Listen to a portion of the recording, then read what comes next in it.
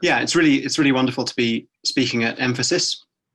I think this is a really good and in some ways kind of provocative context for talking about instruments in a seminar dedicated to philosophy and the scientific imagination. And I also am really pleased that my talk follows Umberto Veronese's excellent presentation last week about the old Ashmolean laboratory.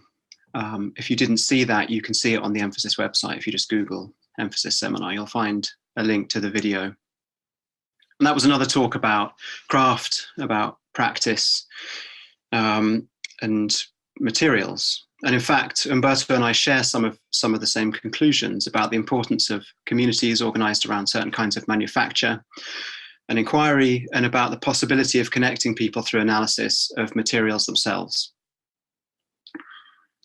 So my talk is going to concern, I kind of went, as you can see, I called it early modern. I was thinking about changing it. It started off as Elizabethan, it went to early modern, became broader, and now it's narrowed down. So it's really going to be a talk about the life and work of a single craftsman called Humphrey Cole, who was probably born around 1529 and died in 1591.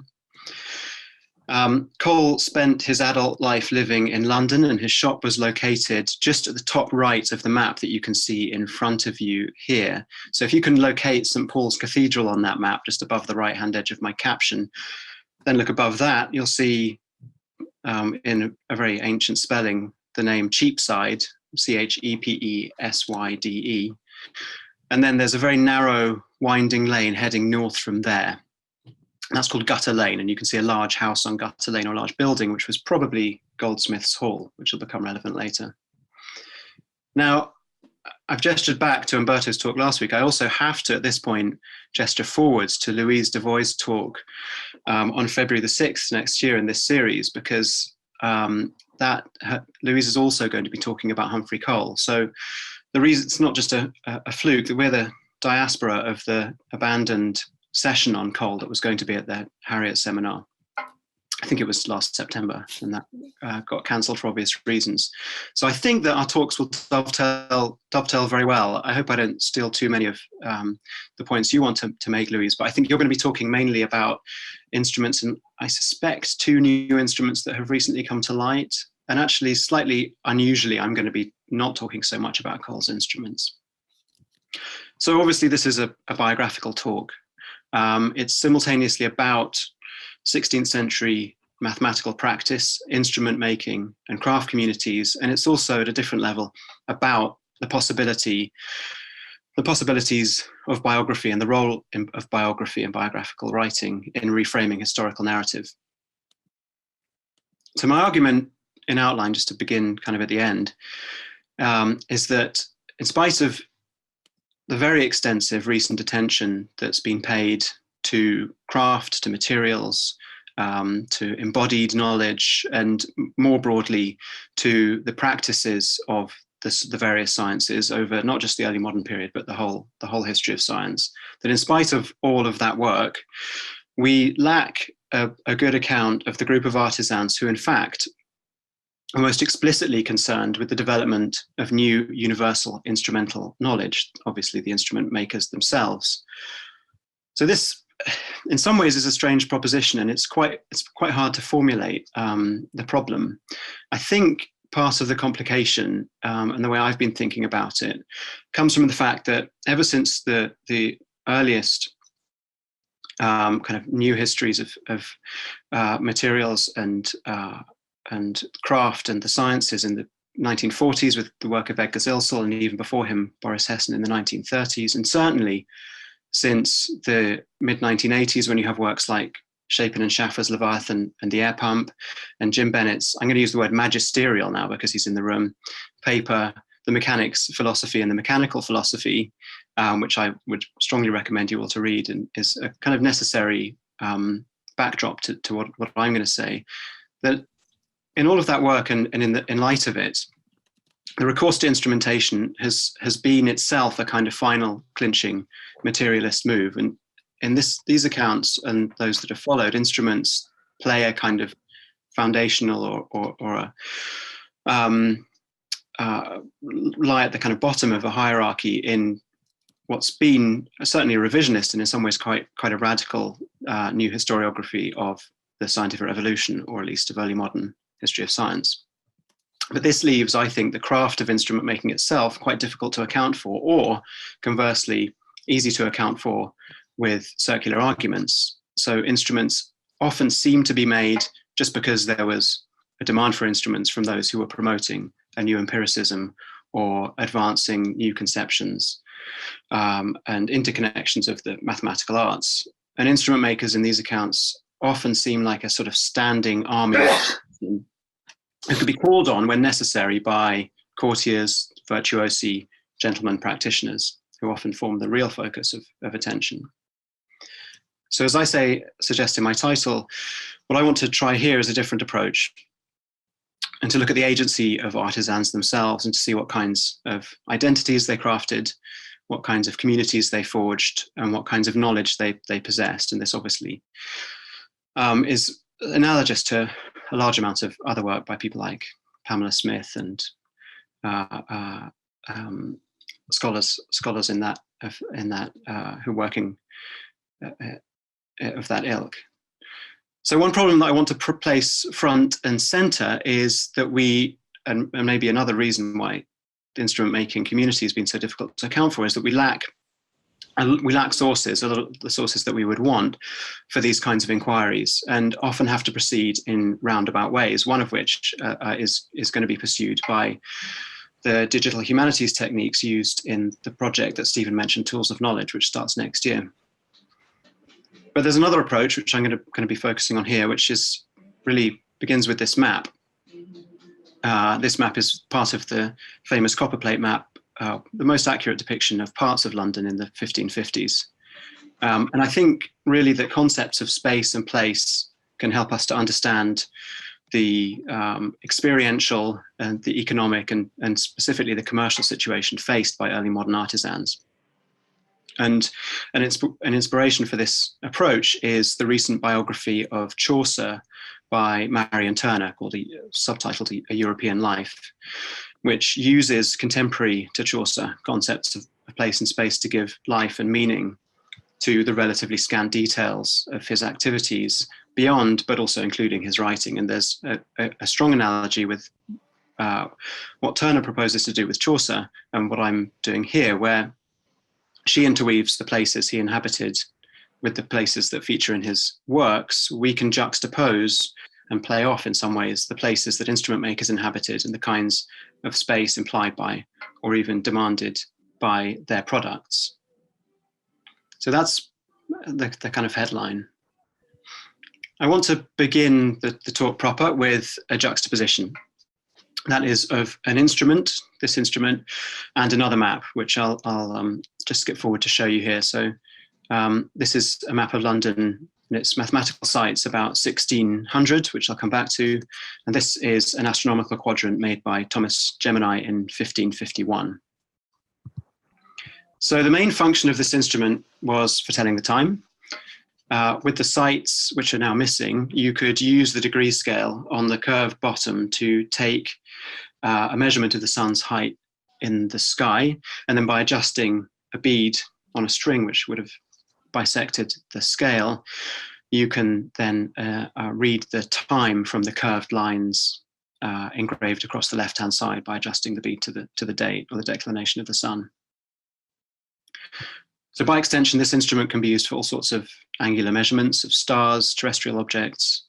On the back, it has a kind of calculator for working with the sun's position or apparent position in the year. So it was an instrument useful in astronomy and in kind of basic surveying tasks. And it also has tables for calculating dates, like the date of Easter. So this particular design was a relatively recent invention by 1551, but the instrument really is based on older principles and isn't particularly groundbreaking in any of its functions. But owing to a series of inscriptions and really to the circumstances of its manufacture, I think we can place this instrument at the crossroads of kind of medieval court and academic mathematical culture and modern, or at least early modern, public mathematical culture. So on the bottom right, you can see just about an elaborate inscription for King Edward VI, who was king from 1547 to his death in 1553. And on this side of the device, there are also the initials JC and WB. These are thought to stand for John Cheek and William Buckley. Cheek was professor of Greek at Cambridge and was also a royal tutor in mathematics. And Buckley wrote texts on instruments and was another court tutor and also an academic at Cambridge, a fellow at King's College. So it's really an instrument of court and academic culture. But on the other side, it has the letters TG, which, as I've said, stand for Thomas Gemini. So we can say that at this point, and with this instrument, court culture was also becoming public culture. Gemini had settled from the Low Countries in the 1540s and worked as a publisher and engraver, and was responsible for the publication in 1555 of the astrological text by Leonard Digges, a prognostication of right good effect.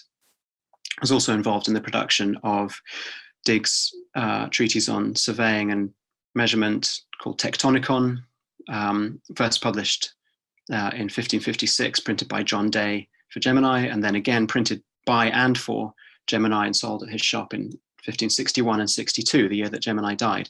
And there he advertises that you can buy all the instruments described in the book in his shop at Blackfriars. So even in this very brief glimpse of the activities of a single craftsman, there's lots to unpick and explain. So Gemini had a shop in London, as I've said, but he sought patronage in this instrument and others from 3 successive monarchs, even in his brief career. He's variously been called and clearly had these different identities as an instrument maker, an engraver, a surgeon, a physician, and a stationer. He printed pirated editions of Vesalius's Anatomy and was fined for practicing medicine without a license. So he had multiple identities. He was versatile, entrepreneurial, and he wasn't solely or even primarily an instrument maker. He probably trained at Louvain, or is thought to have trained at Louvain with Gerard Mercator. Was probably born in Flanders. He was a landowner, interestingly, we know that from his will. And he's one, evidently, of the many immigrant craftspeople working in London in the middle of the 16th century, and was a promoter of the mathematical arts through his publishing work and through his shop. So this instrument really stands at the beginning of the modern history of the instrument trade. If we skip ahead to the map that I showed you 50 years later, or with sites from the 1590s, you can see that London was transformed as a place of mathematical practice. So by then, you had a large body of works in the English language, beginning, or amongst the first of them was Tectonicon, explaining the use of a wide range of instruments, from simple measurement devices all the way to complicated calculating instruments like the sector, sundials of incredible complexity, astrolabes with a lot of different kinds of stereographic projections, and just a whole range of astronomical and navigational instruments. I'll come back to most of the sites. I'll just, at my conclusion, because it's where we kind of leave off as well, but I'll just give you a glimpse from west to east. We start with Durham House, which I couldn't leave out. That's where Thomas Harriot lived and worked. Next, Clements and Danes is a church next to which, in the 1590s, was the workshop of the instrument maker Charles Whitwell. Hosier Lane at Smithfield was the site of a group of workshops in place from the 1580s all the way through the 16th century, 17th century. Gutter Lane, we've already heard about. Paternoster Row was the site of many stationers who sold their books there and in St Paul's Churchyard. Bucklersbury is where, just off Cheapside, is where John Goodwin taught, in particular, gauging and surveying to a generation of practitioners. Gresham House was the first location of Gresham College, which was an important site of practice and provided the kind of clientele for a lot of instrument makers. Leadenhall is where Thomas Hood held most of his mathematical lectures in the 1580s and early 1590s, and you could buy instruments or at least books on instruments from his shop. Mark Lane was the site of I'm not sure exactly what that was. A person called Francis Cook lived there, and you could buy instruments and books from his house, apparently. St Magnus Corner, that's a church at the north end of London Bridge. I'll come back to that. That was the site of an important bookshop. And then the Tower of London, which, as we'll see, was a very important site of mathematical practice with all sorts of people employed there, including Humphrey Cole, but gunners and assayers and all sorts of others. So in very rough outline, the transformation in the second half of the 16th century, the Elizabethan period, can be seen in material and spatial terms. So instruments that had in the 1550s only really been available, certainly only publicly available from Gemini's shop in Blackfriars, can now be bought at a range of locations. Handbooks for their use were on sale. Lectures and private tuition were not common yet. They were soon to become common, but could at least be accessed by people who were in the know. So now I'm going to zoom in to one very specific location right in the center of the map, Gutter Lane, near St. Paul's, to offer a biographical account of Cole, who's one of the major players in this transformation. And I want to show exactly what his role was, or try to reconstruct what it might have been. So this is the earliest definitely known instrument made by Humphrey Cole.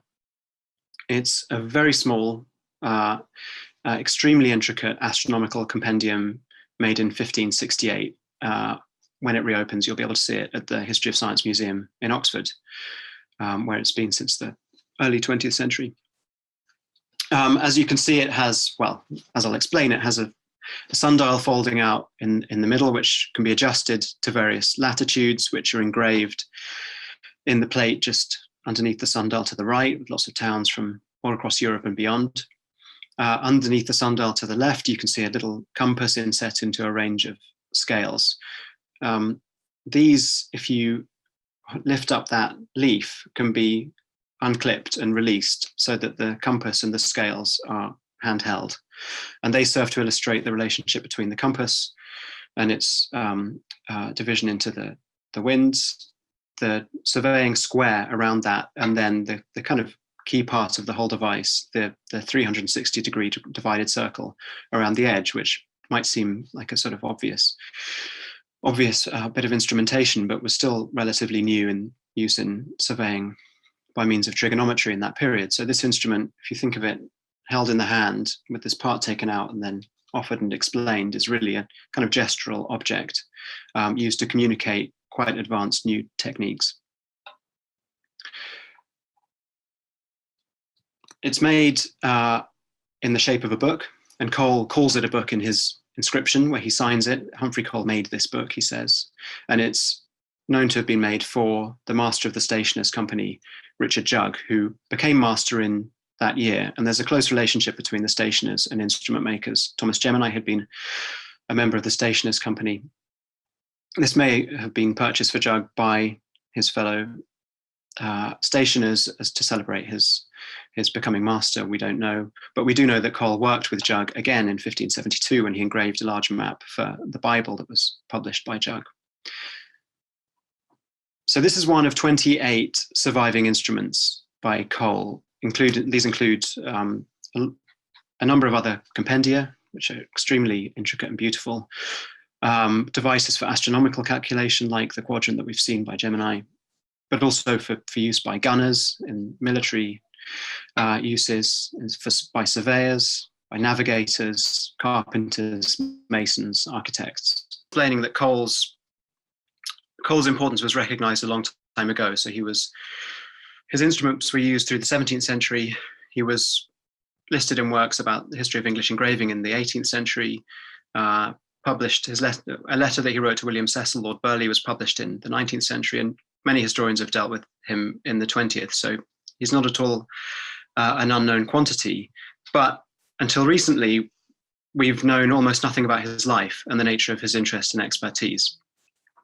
And what we do know has been studied separately by historians of mining, historians of instruments, and numismatics. And one of the important contexts for Cole is that he was employed for most of his career at the Royal Mint as die sinker, which means that he was involved in the production of the stamps for producing coins, but he probably had other roles in the mint that I'll come back to. So recently I was able to identify Cole's address, which I've already mentioned, and also made a number of other discoveries about his early career and various aspects of his trajectory that I want to now explain. Amongst these is a document which calls into question the legal status of the instrument trade in the 1570s, which is obviously a kind of key moment in Cole's career and may implicate Cole.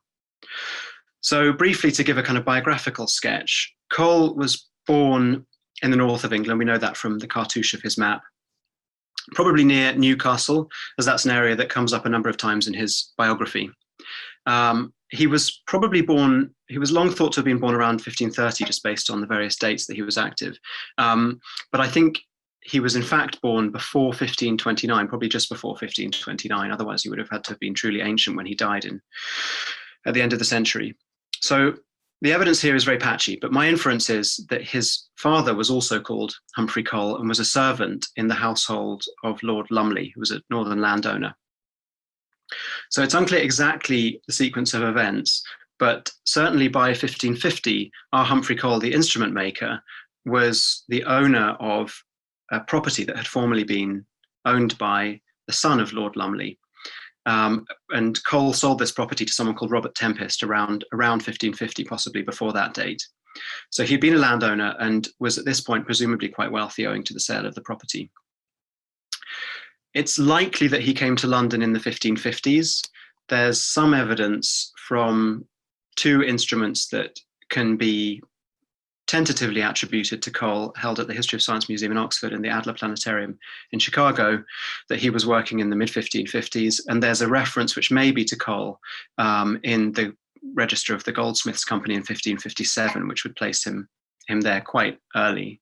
It's been suggested that he was either apprenticed to or taught by Thomas Gemini, whose work we've already seen and who we know died in 1562. And the year after that, in 1563, we know that Cole was working at the Royal Mint, having been employed there by William Cecil. Cecil is important in this story. He's also known as Lord Burleigh and was by then ascending to his role as one of the most important, probably the most important statesman in Elizabeth's reign. So already early on, we can build up a picture of Cole as an ambitious young man, wealthy, talented, imaginative, contributing to a culture in which precious mathematical instruments like the quadrant, like this compendium, were owned by a very few courtiers and scholars. Now, over the next decades, this situation was to change dramatically, and Cole was crucial to the change. So we know that by certainly 1568, when this instrument you're looking at was made, Cole must have been interested in the mathematical arts. We know from his work at the Mint, he was interested in metallurgy, and he was clearly a consumer of brass as a raw material, because that's what this instrument is made out of, and almost all of his instruments are in brass. The only other ones we know are in silver, although there's an unsubstantiated claim that the plate that he engraved for his map was in fact made of gold, which would have been very strange. But Cole wasn't only a consumer of raw materials. So in 1565, he was granted a license to prospect for ores across the whole of England and Wales. And this was a collaboration that he undertook with the assay master at the Mint, fellow goldsmith William Humphrey, and with the German metallurgist Christopher Schutz. So as with much else, as you can already kind of guess, Cole's precise involvement here isn't exactly clear, but we have to assume that he was acting in some way as a mechanician to the project. I think that's probably the right word. The aim of the project was to expand. The project, which started small with this prospecting venture, was to expand and become incorporated a little bit later in the 1560s as the Company of Mineral and Battery Works. And this is one of the first two licensed companies in the modern sense. This company was involved in the production, manufacture, and then retail of lead, iron, and brass at various sites around the country. It was, in fact, a smaller sister to the largely German-run Company of Mines Royal, and these two have a kind of complex interrelation. This is the remains of the furnace at the Tintern Iron Works in Wales, established in the 1550s, but then expanded when Cole was active in the 1560s, and again just after his death in the 1590s. So we know of Cole from the earliest patent and from a letter that he wrote to Cecil in 1578 that he was a prospector and was able to himself organize and dig mines and prospect for ores. But he was also involved in the maintenance of machinery, and we know this at Tintern specifically, where he was sent to maintain the machinery for drawing fine wire, which was produced at the site. But crucially, Tintern was also the site of production of brass, which is, as I've said, the material that most of Cole's instruments were made. Now, brass manufacture in England at this time was notoriously hit and miss, and we don't know how successful experiments were, but we do know, kind of coincidentally perhaps, that in 1568, the first brass was successfully produced at Tintern. So it's kind of nice to imagine that conceivably the first brass produced in modern times in England was then used in the same year to make the sundial compendium that we've just seen presented to Richard Jugg. Certainly from the 1580s, there are reports of a much more successful and much more efficient brass works at Isleworth, which is just to the west of, well, is now in the west of London, was then to the west of the city of London. And this was run by Cole's associate, John Broad, and was also part of the mineral and battery works. So there's speculation involved here, but there's another technique we can apply that's much less speculative, which is the subject of a lot of active research right now and will be central to the Tools of Knowledge project that I mentioned. And that's investigation into the chemical composition of brass in this period. So one of the surprising finds that's already been made is that some of the brass used in the earliest English instruments, unfortunately, we haven't looked at Cole's yet, but instruments made by makers in the generation after Cole had an exceptionally high zinc content, which is very surprising and unusual, and either suggests that there were techniques for producing zinc, which is extremely difficult and was barely known how to produce zinc in this period in England, may not have been known at all, and there's a chance that this zinc was in fact imported from either India or China, more likely India. And this is something that we want to look into, and you use a technique called X-ray fluorescence, which initially, Josh Knoll and I were using, with the help of John Davis, to examine the authenticity of instruments in the museum's collection. And it's now becoming evident that this is a useful tool for looking at the brass industry in this period and looking at how it was integrated with instrument making. So whatever that turns up, the development of an instrument workshop by Cole in the 1560s really can't be seen as a separate matter from the production of raw materials and by the attempt of the Crown to control the management and mining and production of metals. And Cole brings this relationship full circle by producing instruments such as this one that carry scales and tables for use in gunnery, in timber measure, metallurgy, and surveying. And this is quite a large folding rule. You can see the hinged part on the left with the two arms, and then out of that fold another series of plates with all sorts of tables on them. Now, each of the subjects dealt with by this rule are in some way related to mining. So this was a state concern, mining was, owing to the need to be self-sufficient for metals, for ordnance, and that's dealt with by the gunnery tables on the, or at least mathematical techniques are then applied to gunnery by Cole in the rule. The management of timber was probably even more directly related to mining, owing to the vast amounts of wood that were being consumed by furnaces. So this is the reason for the modernization of the timber industry in this period, and Cole again provides rules for measuring the section and a surface of board. Metallurgy, obviously, there are tables for the measures used by assayers, and that was the central business of Cole in his work at the mint and at sites of manufacture. And I should say also that standards of measurement were produced at the mint in Cole's time, so he's probably involved in that process too. And surveying is also a matter of laying out and management of mines. And I've given a citation there to Thomas Morell's excellent recent article in ISIS, which is precisely about the application or not of geometrical techniques to mining. I advise everyone to have a look at that if you're interested. So if Cole, the landowner and prospector, isn't quite what we might have expected for a 16th century instrument maker, we would do well to remember that as a goldsmith, Cole was part of an extremely ambitious and versatile community, and often quite a wealthy community. So a number of goldsmiths that we've seen were involved in the company of mineral and battery works. Cole's neighbour on Gutter Lane, or at least a landowner on Gutter Lane, was the miniaturist Nicholas Hilliard, one of the most famous English Renaissance artists. And on the continent, of course, this is perhaps better known, the wide range of things that goldsmiths did. If you think of Benvenuto Cellini or Wenzel Jamnitzer, and actually I've got right here, I bought it as a kind of prop, this extraordinary catalogue of the exhibition, Making Marvels, which is really about, in large part, about goldsmith culture, craft culture, and its relationship to natural knowledge in this period, largely on the continent, but Cole brings this to the English context.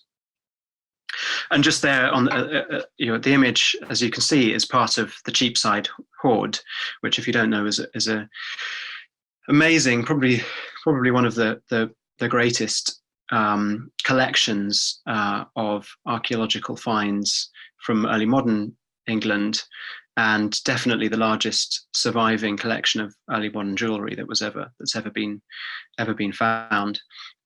It's Elizabethan and Jacobean, probably buried in a cellar in the 1640s and during the civil wars, and recovered in 1912 in pretty extraordinary circumstances. The whole story is wonderful, and this was part of the property of a goldsmith who lived about 100 yards away from Cole, and you can just see some of the extraordinary riches, including a clock there at the top, and then a clock face. You can just see in the middle there a clock face set in and mechanism set into an emerald, which is one of the more extraordinary pieces. To give a more kind of on the ground picture of what it was like, Cole, as I've said, was at the heart of goldsmith culture in Gutter Lane. So he lived opposite Goldsmiths Hall, which we've seen on the copperplate map. And from the end of his street, as he walked out each day, he would have seen this site, which is a later engraving of an early painting of Goldsmiths Row. This is a kind of permanent shop window for the Goldsmiths Company.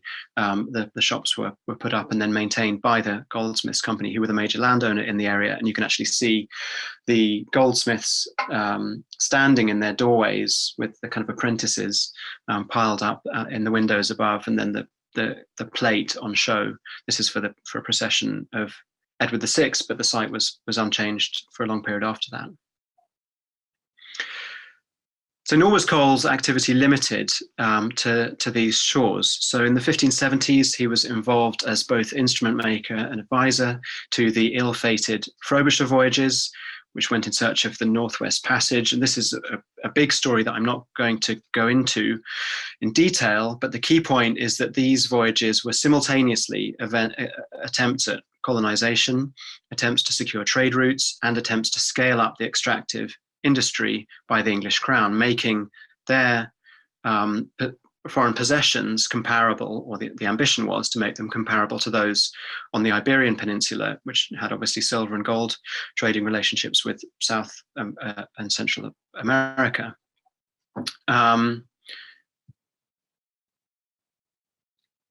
So the story is well known, but I'll just give you the bare bones that Martin Frobisher, who lived relatively near to Cole, undertook 3 voyages in the 1570s, first in search for the Northwest Passage, also with an idea of leaving a colony which didn't survive even one winter, and also then ultimately with bringing back huge amounts of this black stone, of which they brought back so much that it ended up paving the roads around Dartford, where it was to be broken down, and the gold was supposed to be extracted.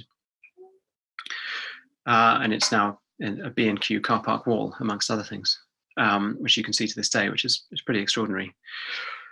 So that this was a disastrous failure shouldn't obscure the fact that it's an episode that combined navigation techniques, and Cole supplied the instruments, with mining and monopoly. So the best explanation that I've come across for why so many people were involved and so much money was spent on this process was not primarily the gold itself, but rather the monopoly on mineral processing that would have been possessed by the successful, by whoever was able to produce gold from the ore. So various competing groups were involved in trying to work the material, and all of the major players in the mineral and battery works were involved. John Dee, William Cecil, Humphrey Cole, and a number of other promoters of mathematics, machinery, and mining in this period. So to bring this together, I think we need a characterization for Cole, and I think we can usefully borrow from his contemporary, the poet and controversialist Gabriel Harvey, who knew Cole and described him in a nice phrase as a mechanical mathematician. So this phrase was borrowed by the magpie Harvey from John Dee, who used it to describe, and I quote, "He which inventeth or maketh demonstrations," by which he means mathematical demonstrations. So this combination of an inventive mind and someone who had the rigor and ability to complete, or to, in Cole's case, engrave geometrical constructions. So Cole has a dual identity, someone skilled enough in mathematics to make what Dee called demonstrations. These we can see in the elaborate stereographic projections on his astrolabes. I think two of his astrolabes survive. This is the larger of the two. This is the extraordinarily elegant great astrolabe made by Cole in 1575. This is 0.5 meter in diameter, currently held at St Andrews. Re-engraved, the plates were re-engraved by John Mark in the 17th century. So this is the mathematical side of Cole's expertise. And as I say, Louise in February will be talking much more about his instruments and how they work and how they were designed. And then there's the mechanical side. So this is quite a rare and unusual view inside a workshop exactly contemporary to Cole. So this is a French goldsmith's workshop. You can see the master sitting there on the right at the table with his apprentices, and then you can see a workman working at the fire and another one drawing fine wires. And actually, it's that machine that I want to focus on, the machine for drawing wires. This is the kind of machine at a much larger scale that Cole was involved in maintaining at Tinton. And we know also from other sources that one of Cole's jobs at the Mint, or at least the job that he wanted at the Mint, was to supervise the new machine stamping of coins that was introduced by the Frenchman Eloy Mestral in the 1560s. So Cole was Mestral's kind of rival and competitor within the Mint. Mestral was executed for counterfeiting coin in 1578, at which point Cole wrote to Cecil to petition for Mestral's job, which he wasn't then given. So this is Cole, the mechanician. Taking a step back from Cole, what can we say? I'll leave the, actually no, I'll move on to this one. What were the main innovations and changes in mathematical culture in this year, if we zoom out slightly? So first of all, practical mathematics and instrumentation became a commercial enterprise, linked in the figure of Cole to the extractive industries and to nascent imperialism. Second, Cole, or someone contemporary with Cole, was the recipient, with this document that you can see here, of a monopoly patent for the production of mathematical instruments granted about 1575. This is a difficult to interpret document that I've written up in a paper called Instruments of Statecraft in Annals of Science. I attribute it to Cole. It grants a monopoly on instrument making to subject AB, unhelpfully, and it's not part of the state papers. It's the part of the private papers of a clerk at the Court of Chancery. So there's more to say about this, but I won't go into it right here, right now. But I think Cole was the patentee. But either way, around this time, you have the growth from individual workshops like Cole to, in 1582, we know from an advertisement of 6 or 7 workshops around London of people making instruments in a variety of materials. And this, of course, is well known as the age of monopoly patents, or the age of projects, as Joan Thirsk called it. So this links instrument making to the ambitions of people like William Cecil, if not the Queen herself. Third, instrument makers like Cole could and did define the nature and extent of the mathematical arts and the way they interrelate. So compendia like the one that I showed you, complex folding rules and other multifunction instruments make propositions about the relationship between disciplines. And designing and bringing these instruments to market was actively guided by craftsmen. Fourth, isolated workshops were now being replaced by an interconnected web of teachers, instrument makers, retailers, and booksellers. And Anthony Turner's pointed out that one of the key inventions of this period in instrument making is craft succession. So rather than people who are craftsmen who get called upon to make individual instruments and either learn the expertise or get it from someone else that they know, now by Cole's time you have apprentices being taken on. And again, until recently, we didn't know if Cole had any apprentices. Recently, I found out that he had an apprentice called Robert Beckett, who's known from one instrument surviving at the History of Science Museum in Oxford. Beckett's term outlasted Cole's life, and he actually finished his term at the Stationers' Company. So he's, after Gemini II, stationer instrument maker. It's conceivable that either he or the instrument maker James Kinvin carried on Cole's workshop at near St Paul's or on Gotter Lane, but that isn't known for certain. So just in closing and to kind of wrap up, I'll just come back to this map of London. And if you'll permit me a few more minutes, I'll just kind of go through it again and show with what I've said in mind that each of these particular sites that I began with has its own character and set of local associations and also international associations. So for example, I said that Charles Whitwell's workshop was at St Clement Danes, just there to the west, just outside the city walls on the west of London. That was next door to the grand house that his patron, Robert Dudley, was desperate to claim as his inheritance. But when Dudley failed, he fled to Italy, and as part of establishing himself in Florence, he brought with him the finest collection of mathematical instruments, probably at the time, and certainly that's come down to us, made by Cole, Kinvin, and Whitwell, and that's now on display in the Museo Galileo in Florence. So it's kind of odd, but also instructive fact that the best collection of instruments of the sort I've been talking about are on display in Italy. Whitwell's workshop was taken over by Elias Allen, who was the most successful instrument maker of his age, and a man who made his shop into a clearinghouse of practical knowledge. And we know that he was expert in drawing projections in particular and dividing scales, which required a certain amount of geometry. And he also actively pursued instruments from scholars who had invented and developed them. So he again is a real agent of the adoption of instruments in a range of disciplines, and in particular the development of calculating instruments like the slide rule. With instrument makers on Hosier Lane nearby and the virtuosic Henry Sutton, who was at Threadneedle Street a little to the east that I haven't marked, Allen and his own apprentices dominated instrument making right through to the period of the Royal Society in the 1660s. We've seen Gutter Lane and Cheapside already, and we know that Cole's neighbours and associates were goldsmiths, adventurers, navigators. And then I'll just finish with St Magnus Corner, which I mentioned earlier, and this is a really important site that has not kind of got the attention that it might do. And I think if you think spatially and then look at the activities of artisans, in particular the stationers, or people who own bookshops, you really see things slightly differently. And St Magnus Corner was the site of a bookshop which was the first specialist bookshop in navigational literature and technical literature, and it was where, for example, Robert Norman's famous book New Attractive, which established magnetic inclination in the 1580s. I'll just end by saying that Cole is definitely in some ways idiosyncratic, and it's one of the difficulties in looking at him. Probably more ambitious and multifaceted than most of his contemporaries.